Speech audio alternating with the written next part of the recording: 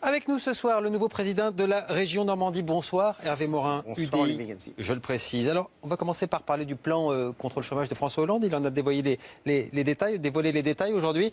Une prime aux PME qui embauchent un CDD de 6 mois ou un CDI pour des salaires jusqu'à 1,3 SMIC. La formation de 500 000 chômeurs supplémentaires et puis des indemnités aux prud'hommes qui seront plafonnées. Qu'est-ce que vous en pensez au global? On voit bien les faits.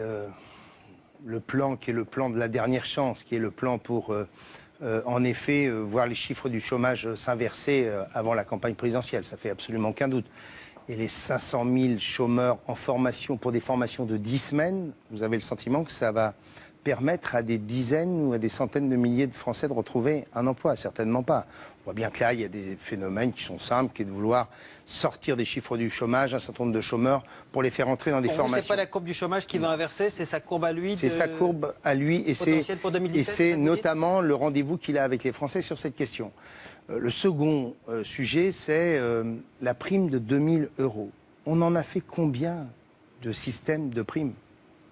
Vous voyez en plus l'effet d'aubaine. Demain matin, j'avais l'intention d'embaucher quelqu'un, je vais toucher 2 000 €. Vous croyez que ça va changer quelque chose sur le fait que je vais embaucher quelqu'un ou non? Vous embauchez quelqu'un parce que vous avez un marché, parce que vous avez un potentiel de développement. Vous n'embauchez pas quelqu'un uniquement parce que vous avez 2 000 €, sauf si c'est pour récupérer 2 000 €. Mais honnêtement, c'est un mécanisme absolument incompréhensible. Troisième élément, là, intéressant, faire en sorte qu'on sorte de l'inquiétude de l'employeur face à la rupture du contrat de travail. Ça, je trouve que c'est une bonne idée. De toute évidence, la possibilité à travers un accord collectif de revoir la question des 35 heures. Là aussi, ça peut être une bonne idée. Mais derrière, il y a aussi la question de la stabilité des mesures. Vous prenez l'apprentissage, j'ai eu l'occasion de le dire au Premier ministre cet après-midi. Il annonce une mesure qui n'a absolument aucune portée, qui est l'embauche de 1000 personnes, ou tout du moins l'affectation de 1000 personnes de l'éducation nationale pour développer l'apprentissage. Je suis dans une région où il y a plus de 10 000 places d'apprentis qui ne sont pas occupées. Pourquoi? Pour une raison simple, c'est que les yo-yo gouvernementaux depuis 4 ans sur la question de l'apprentissage ont découragé les apprentis. Qu'est-ce qu'il faut faire pour l'apprentissage? L'apprentissage, c'est quoi? C'est la connaissance des métiers par les jeunes, par les familles.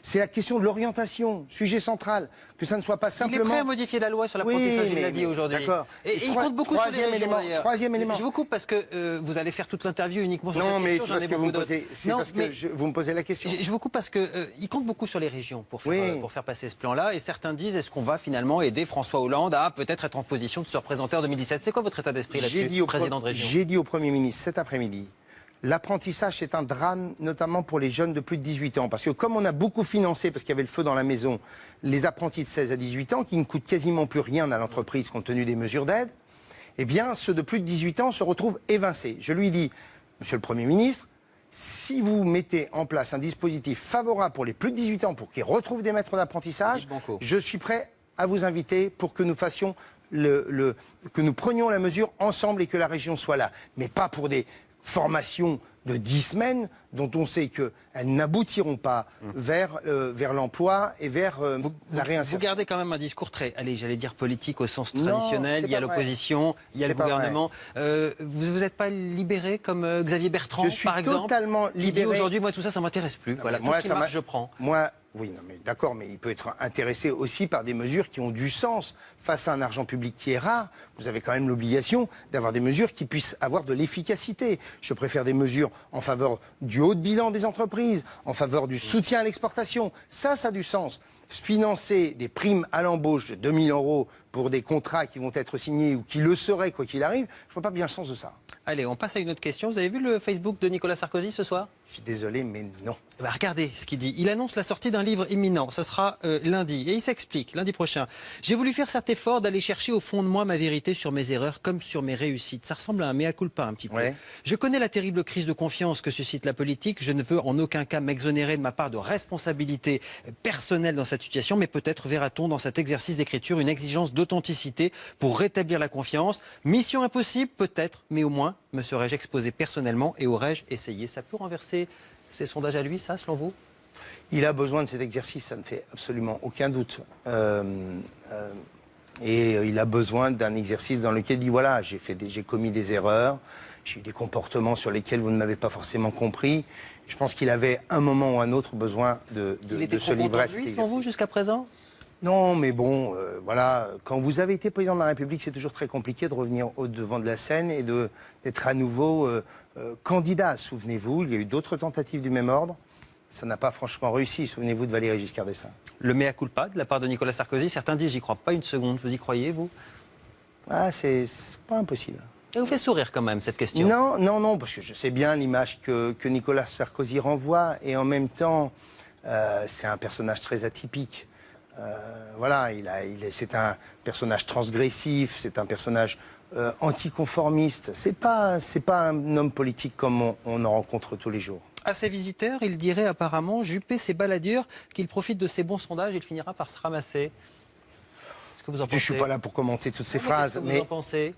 Bah, écoutez, je pense que l'élection... C'est vrai qu'Alain Juppé en ce moment au top dans les sondages. Oui, je pense que l'élection présidentielle, est très loin, que la primaire sera un vrai moment de vérité pour les Français, et qu'aujourd'hui, il y a, disons, 4 candidats qui sont en possibilité de gagner. Nicolas Sarkozy, quelle que soit sa situation du moment, Alain Juppé, bien entendu, François Fillon, dont le discours économique est entendu, et Bruno Le Maire, qui incarne le renouveau de la vie politique. Et il y a un vrai besoin. Personne de l'UDI? Non, mais honnêtement, personne de l'UDI. Qui croit un seul instant que quelqu'un dans notre famille politique est en capacité de faire un bon score? Je ne crois pas. C'est pas terrible, ça, comme déclaration pour votre parti. Dire le contraire. Ça veut dire que vous n'avez pas quelqu'un qui tient la route? C'est ça que vous êtes en train de me dire? Celui qui était en capacité d'être candidat s'appelait Jean-Louis Borloo. Jean-Louis a décidé d'un autre choix.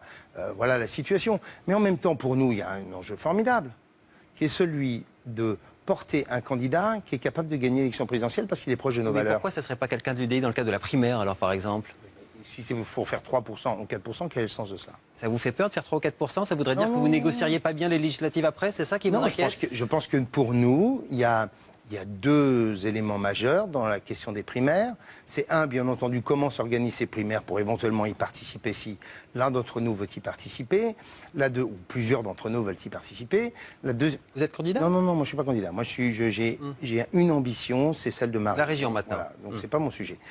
Deuxième élément, c'est bien entendu les valeurs que nous porterons tous ensemble, puisque nous sommes appelés à gouverner ensuite ensemble. Et l'accord sur les législatives? Et le troisième élément, c'est l'accord de majorité. Ça fait un peu magouille quand même, non? Non, c'est pas faire... On se met d'accord d'abord, comme ça on est sûr d'avoir des postes après. Non, vous savez bien. Mais c'est pas du tout ça la question.